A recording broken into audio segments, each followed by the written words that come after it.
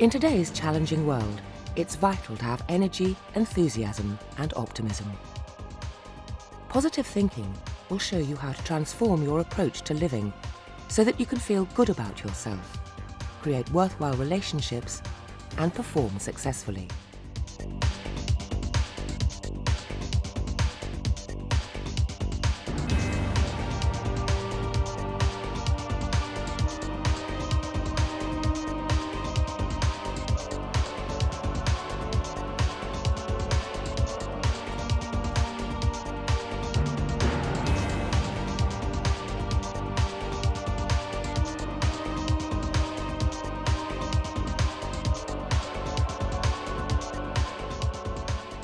Hi, and welcome to the second in the series of 4 positive thinking downloadable modules.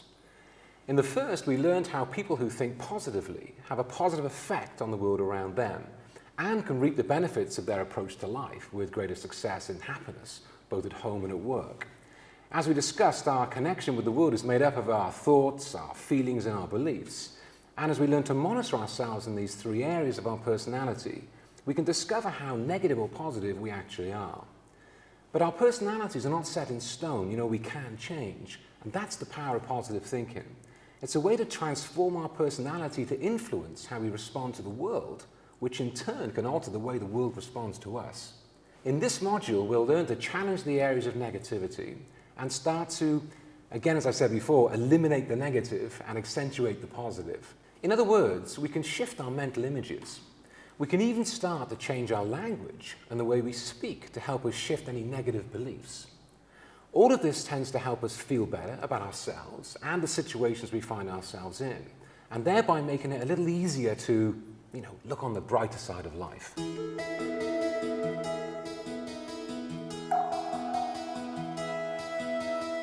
In order to avoid the pitfalls of falling into negative thinking, we need to challenge the validity of all our negative thoughts. Nothing is ever all bad. Sometimes our perception of a situation is wrong, or perhaps you misunderstood a situation. By changing the way we look at things, we can gain a new perspective. Review your thought diary and look for situations in the past where you've been wrong about a situation. It's a useful reminder that your negative thought may be wrong this time too. I presented a report and it just wasn't getting any support from my boss. Heard rumor that Jackie from the other team was undermining my work at the group meeting last week. If a negative response is based on unconfirmed reports, try checking out the facts of a situation first. It was nothing to do with her. In fact, she wasn't even at the group meeting. Learn to recognize when you're distorting your thoughts and take a step back. Use the pause to identify a more balanced response.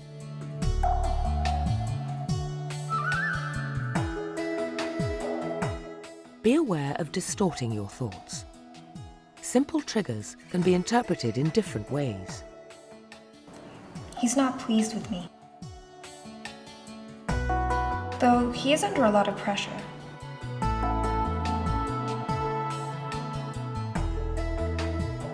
What have I done wrong? Try wondering why they're frowning instead. These figures are awful. If we go on like this, we'll go bust. Don't imagine the worst.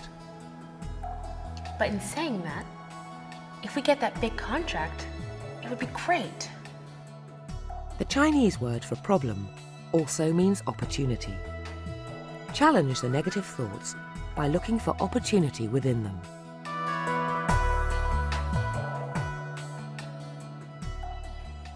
So it would seem that problems can become opportunities. People have always had ways of trying to see the good side of things. As you mentioned before, every cloud has a silver lining, or a problem shared is a problem halved. The important thing to understand is that our thoughts directly influence the way we feel, and how we feel directly affects what we do. It's a little bit like if you imagine having a lemon. If you imagine cutting a lemon in half, right, giving it a little bit of a squeeze, you've all tasted neat lemon juice, right? So use your imaginations and just take a bite into the lemon. Go on, try. As you take a bite in, try to imagine what it would taste like in your mouth, neat lemon juice. Now, it's probably fair to say that if you can really focus on that for a few seconds, that some people would literally start to get like a tangy taste in their mouth. Some would even get saliva, right? And yet, there is no lemon. Where does this stuff come from? And of course, it comes from our imagination. As we imagine the lemon, the body starts to respond as if it's real. So, for example, we can have some fun with our mental images. In other words, our thoughts. So if you feel that you have a scary boss, and understanding that it's that feeling that makes it difficult to communicate with them, make them seem less scary by, playing with your thoughts. Imagine them in your mind the way you would so that it amuses you. Okay? In other words, give them a clown's nose or multicolored hair or a tone of voice that resembles Mickey Mouse on helium. Think of them being scary and notice that you can actually start to feel quite good. And it's that good feeling that would allow you to step into that situation and affect it in a positive way. So visualization techniques can help you. They can help us to tap into the resources that are already available in our unconscious mind, which can prompt you to make that important decision or take action to move you towards achieving your goals. If you can find a place where you can easily relax and then allow your mental images to run like a video, the important thing is to remember is that you are the director. As you play the film through, see yourself responding to the challenges in a resourceful way. So notice what would happen if you could approach the situation with a sense of enthusiasm, with determination. See yourself bouncing back from setbacks. Notice what it would look like, to learn from the failures and experience how good you can feel when you persist and keep moving in the direction of your desired outcomes. For example, if you have a hard time with a work colleague, for example, make them really small in the picture in your imagination whilst putting yourself in the foreground.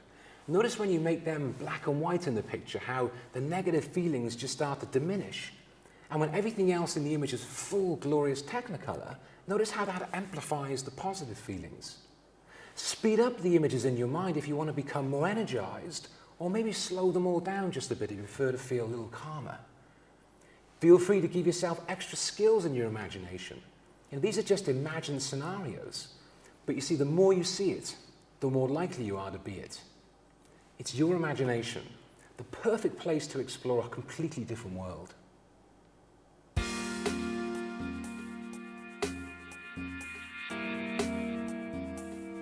Another area of the mind over which we have some control is our use of language.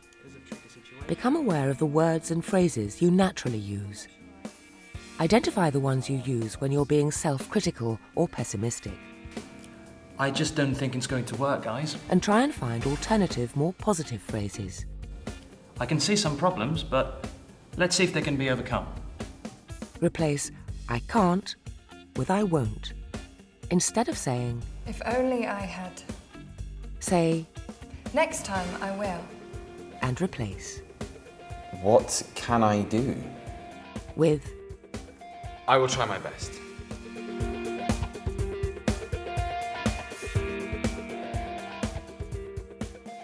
So sometimes I come across some interesting quotes and famous sayings. And here's one from Lao Tzu, an ancient Chinese philosopher.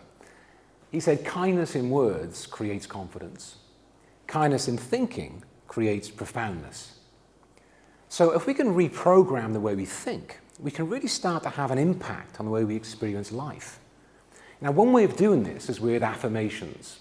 An affirmation is a phrase that encapsulates the positive side of life.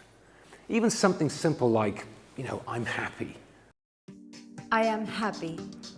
Or people like me.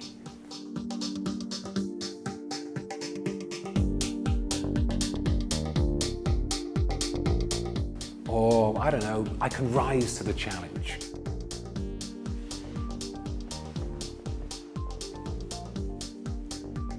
I can rise to the challenge. Can influence how we actually feel. Because when we say our affirmations, it has a positive effect on our subconscious mind. Therefore, to create your own, first decide, one, what is your goal? And I'd certainly suggest you write it down.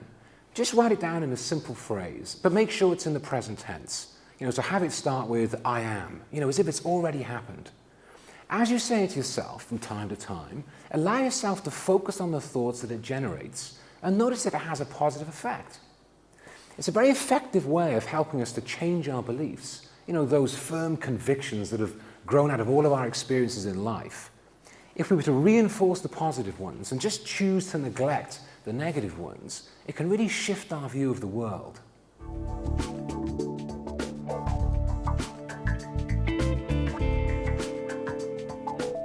What are you like?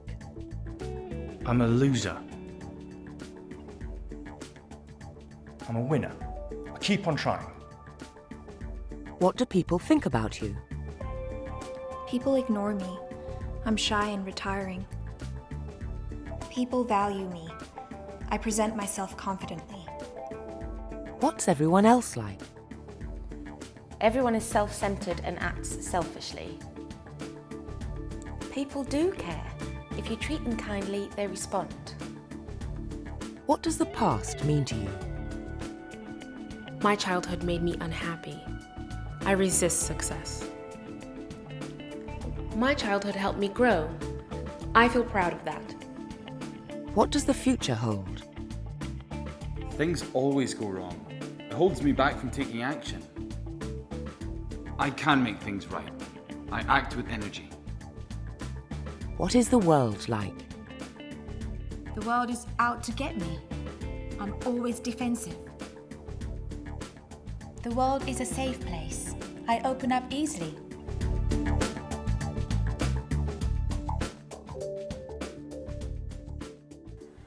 So as you mentioned before, our core beliefs have developed, out of the life lessons that we've experienced. But as time passes, maybe some of the old beliefs are no longer very useful anymore. For example, we're all taught as children not to talk to strangers, which, is a very supportive belief then. It guides our behaviors. But this will become a very limiting belief if we were to choose a career in sales. So we need to be able to choose and reinforce the beliefs that support our current goals. Now, if your belief is based on a fear, and that fear is holding us back and stopping us doing the things we need to do, then first of all, what we need to do is transform the fear in our mind to create a more empowering feeling. It's a bit like, when I was growing up, a little town near Cardiff in South Wales, we used to go swimming at a place called the Empire Pool. No longer there now, been knocked down, but when it was there, they had 5 diving boards, big Olympic pool, and you know if you've been there before, the same sort of pools where you grew up, where you had 2 springy boards and then 3 platforms. And the 2 springy boards were 1 metre and 3 metres, really easy to dive off. But then you had the big platforms, 3rd board, 5 metres, 4th board, 7.5 metres, and then you had top board, the 10-metre board.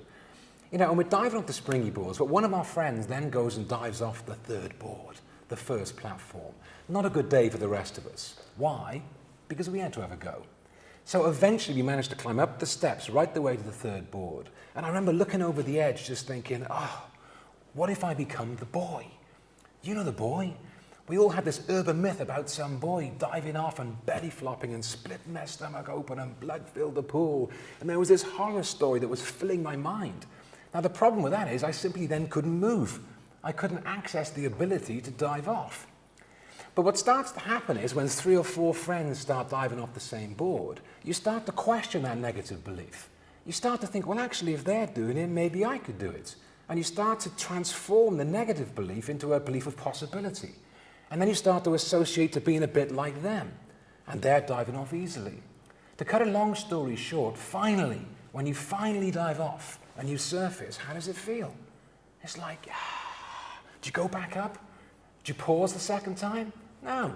Within 3 or 4 dives, you even start to hold the swallow position, right? Posing and everything. The point is, what was almost impossible and took months of time overcoming this fear disappears once you do it once. So the next time it becomes very easy. So the point is, it always was easy. What was stopping us wasn't the challenge. What was stopping us was the belief system of what might happen. As soon as the belief changed, everything changed. So negative core beliefs are usually created around a key event. And if you can relive this event and see yourself responding positively and successfully, you'll start to notice that your beliefs can change from negatives to positives also. Now we're going to look at your self-esteem. Have your pen and paper ready, and if you think the statement describes you, write a tick. Statement number 1. I am not truly happy with who I am. Statement 2. I find it difficult to accept being told I've done well. Statement 3. If something goes wrong, I tend to think I am to blame. And finally, Statement 4. I find it difficult to ask for what I want in life. The more ticks you have, the lower your self-esteem. But it's easier to be positive if first you feel good about yourself. And here's some good news. Positive thinking, of course, doesn't just apply to individuals. It works for a group as well. If you're part of a team, you can really help the power and the effectiveness of the team by supporting your teammates, giving praise. Instead of criticizing, focusing on lessons learned and better ways of doing things. Focus on continuing to build the strengths of the team, whilst at the same time making improvements that neutralize the weaknesses. It's like, if you're watching a game of tennis at Wimbledon. I'm sure you've seen a doubles match where one pair was down in the tie-break and they're down in the sets and they're facing defeat. But after every point, they're together. They're supporting each other, they're congratulating each other, they emphasize the good shots. Working as a unit, and oftentimes, as you've seen, it works. They turn things around and they win. But before they turn things around, they've got to turn themselves around. And when you're thinking about the things you want, it's a good idea to break it down into smaller, believable, achievable goals. A bit like the tennis players winning a point and then again before getting too stressed out about winning sets. Break things down. Because each time we do what we've set out to do, we feel good about ourselves, which is another step on the road to living a positive life.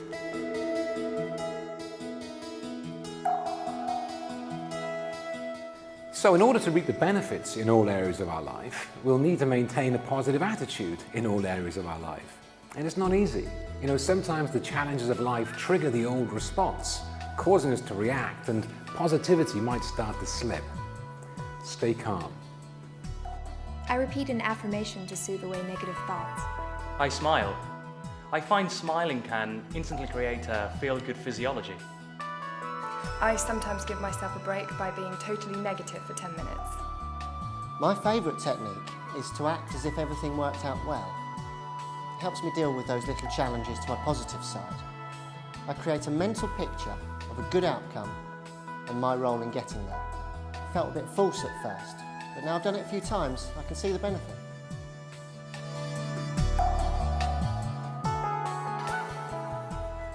So we've all heard the expression, practice makes perfect.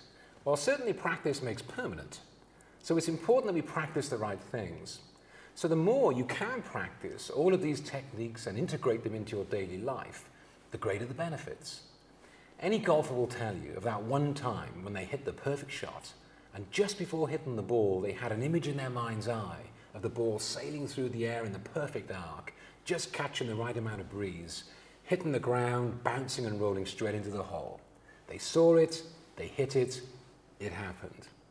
Now, although the ball goes in the hole in their minds every time, it doesn't mean that in life it goes into the hole every time. But because of the connection between our expectations, our feelings, and therefore what we do, visualizing success in advance starts to put the odds in our favor. And doing this naturally, it can take time. It takes a little practice. But as we said, practice makes permanent.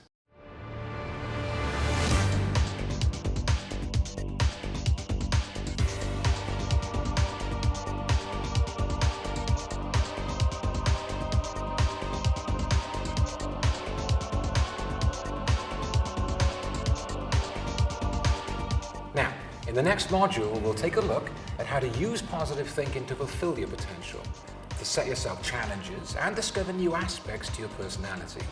But until then, think positive.